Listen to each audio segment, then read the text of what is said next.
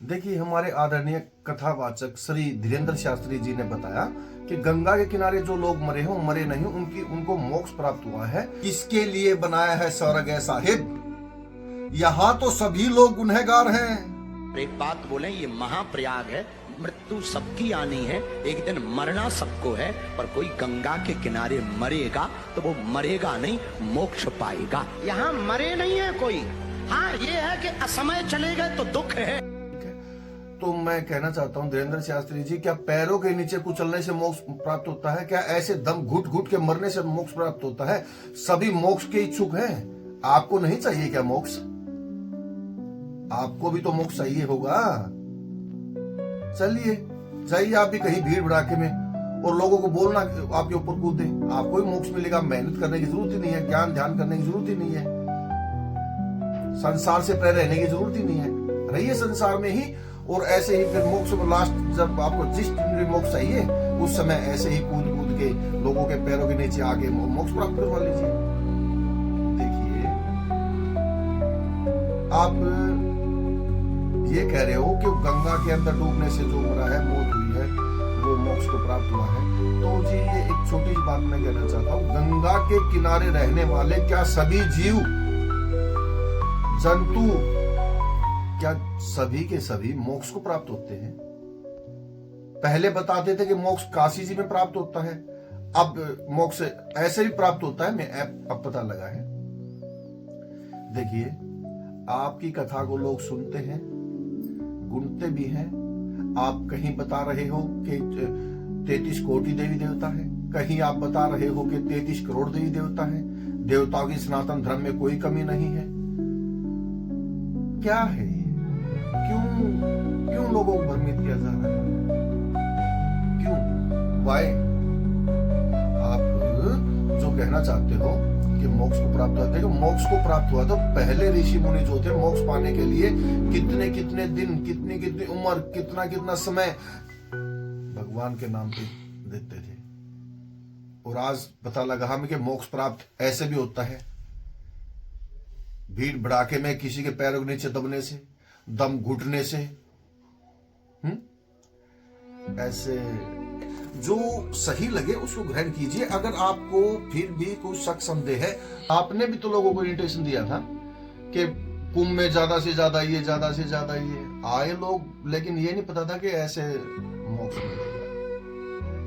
तो मैं आपसे यही कहना चाहता हूँ, जो हो गया सो हो गया, बट आप ऐसे इन बातों के ऊपर टिप्पणी मत कीजिए कि मोक्ष हो गया, ये होगा। देखो आज का युग है ना, जो आज का जो जीव है वो लगभग समझदार हो चुका है, बट कहीं ना कहीं थोड़ी सी उलझन है, वो भी दूर हो जाएगी, वो भी दूर हो जाएगी। आज का युग भला युग है, ठीक है। आज सब कुछ ऊपर है, सब कुछ ही ऊपर है। आप हर चीज को प्राप्त कर सकते हो बहुत जल्दी ही, लेकिन ऐसे भ्रमित मत कीजिए, क्योंकि गंगा के किनारे रहने वाले ना तो सभी जीव पार होते हैं, ना गंगा के अंदर रहने वाले जीव पार होते हैं, ठीक है। और अगर ऐसे ही पार होना था तो गंगा पुत्र भीष्म थे जो बाणों की सैया पे लेटे थे, क्योंकि उनका कोई पिछले कर्म था। आपको पता है, मैं कथा लंबी हो जाएगी, मैं खोलूंगा तो ही ऐसे मोक्ष प्राप्त होता है। मैं सभी बंधुओं से, सभी भाइयों से, सभी आदरणियों से एक ही प्रार्थना करता हूँ कि कहीं ना कहीं गुरु जी आप ही कर दो। वेद शास्त्र ग्रंथ पढ़ो, उनके अंदर हर चीज लिखी हुई है। हम शॉर्टकट उनके पास आने की जरूरत नहीं है। आप इस प्रकार करोगे तो आपका काम सफल हो जाएगा।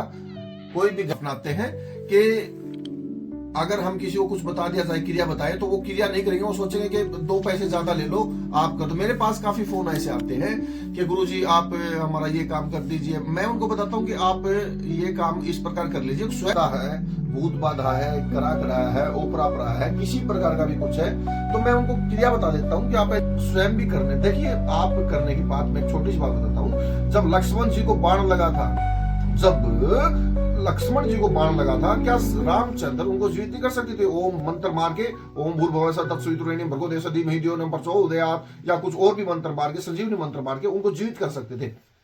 लेकिन उन्होंने हनुमान को भेजा दवाई लेने के लिए, जाओ भाई जाओ, बूटी लेके आओ, संजीवन बूटी लेके आओ, तुम उनसे लक्ष्मण जी के प्राण बचेंगे।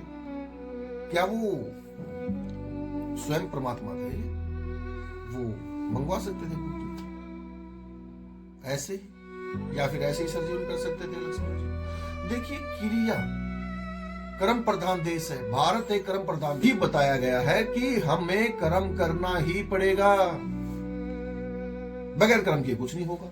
अब खाना आपके सामने डाल के रख दिया जाए, अगर उसको नहीं तोड़ के मुंह में डालोगे तो वो अपने आप तो मुंह में जाने से रहा। तो भारत देश एक कर्म प्रधान देश है, आप ये मानिए। और हमारे वेद ग्रंथों में, सभी वेद ग्रंथ जो है ना हमारे, हम उनके अंदर सब कुछ लिखा हुआ है, सब कुछ लिखा हुआ। आप पढ़िए, आपको पता चलेगा कि सत्य क्या है और असत्य क्या है। आपको पता चलेगा कि सत्य क्या है और असत्य क्या है। बस यही है कि हम डिपेंड रहते हैं दूसरे के ऊपर, कि वो हमें बताएगा, हम सुन लेंगे, हमारा मोक्ष हो जाएगा, हम ये हो जाएंगे, हम वो हो जाएगा, हमारा ये काम सफल हो जाएंगे। नहीं होगा, नहीं होगा। स्वयं करो, स्वयं करो तब होगा, स्वयं करो तब होगा। कोई कथा सुनने से, कथा कराने से, कुछ भी करने से क्या मोक्ष प्राप्त होता है क्या? बताइए, नहीं होता भाई। स्वयं कीजिए तभी होगा, अन्यथा दूसरों के भ्रम में फंसोगे तो ऐसे ही विचलित होगे और ऐसे ही भटकोगे। ठीक है? क्या आप पढ़े लिखे नहीं हो? आप पढ़े लिखे हो। आप लेके आइए बाजार से अपने वेद ग्रंथों की किताब आते हैं, एक एक पार्ट ले आइए, एक एक पेज ले आइए। जैसे तो वो किताब में एक बुक को पेज बोलते हैं, किताबों की दुकान में अगर एक बुक लेनी हो तो उसको पेज बोलते हैं, कहीं आप कुछ हो लेगा कुछ समझ सकते। तो आप लेके आओ, पढ़ो। आप नहीं पढ़ सकते, बच्चों से पढ़वाओ, ताकि उनके अंदर भी गुण जाए, सद्गुण उनके अंदर भी जाए, उनको भी पता लगे। आज की जनरेशन बहुत एक्टिव है, आप उनको पढ़ाएं, उनसे सुने बैठ के, वो पढ़ेंगे तो कुछ बातें उनके अंदर भी जाएंगी। आप तो सुनोगे ही सुनोगे, आपका तो मोटिव है सुनना और ग्रहण करना। आप उनको भी समझाएंगे। अगर हम किसी को यूं गाली देते हैं उंगली करके, लेकिन एक उंगली उसकी तरफ है, 3 उंगली अपनी तरफ हो, ये बोलते हैं कि तू अंदर जाके देख, अपने अंदर भी तो जाके देख ले। इन 3 उंगलियों का ये इशारा है, ये 3 उंगली ये बोलते हैं कि अपने अंदर जाके देख, दूसरे को बोलने से पहले अपने अंदर भी जाके देख। तो मैं ज्यादा नहीं कुछ बोल के सब यही कहूंगा कि आप स्वयं भी पढ़ो ग्रंथ वेदों को, कोई पाबंदी नहीं है, आपको पता लगेगा, सीखो और सही ज्ञान सीखो, गलत ज्ञान मत सीखो। आजकल मार्केट में बहुत ही कुछ गलत बताया सिखाया जा रहा है, बहुत कुछ गलत कहीं बताया जा रहा है, कुछ कहीं बताया जा रहा है, कुछ अब हमें भी ये कथावाचक है जो ये बातें जो बताते हैं 5000 साल पुरानी बताते हैं, लेकिन जीते आज के युग में है। ये खुद जीते आज के युग में है। हमें जो बात, जो हमें उदाहरण दिया जाता है वो 5000 साल पुराना देते हैं, लेकिन ये जीते आज में है। तो हमें बताया कुछ जाता है और एक्चुअल में होता कुछ है। हमें ये बताया जाता है कि मोह माया से परे रहिए। मैंने कल ही बात सुनी थी कि कहते हैं कि मोह माया से परे रहिए, और फिर बाद में वो ये क्यों बोलते हैं, मेरे को कौन चाहिए एप्पल का, सब मोह माया है, सब त्याग दो। A few moments later. मुझे फोन्स का बहुत ज्यादा कंफर्टेबल, मैं एप्पल के साथ ही रही हूँ, पर मुझे हर नए मतलब जो नया निकलेगा मुझे चाहिए, और मुझे यही कलर, वही कलर में चाहिए जो मेरे को पसंद है। देखिए सही है, संसारिक लोगों को भी जीने दीजिए और आप भी जिए, कोई बात नहीं, आप भी संसार के अंदर ही हैं। उस परमात्मा ने अगर हमको बनाया है तो क्यों बनाया उन्होंने हमको? हम अगर हम नहीं होते तो उनका कोई अस्तित्व नहीं होता। कौन जानता उनको, कौन मानता, कौन पूछता?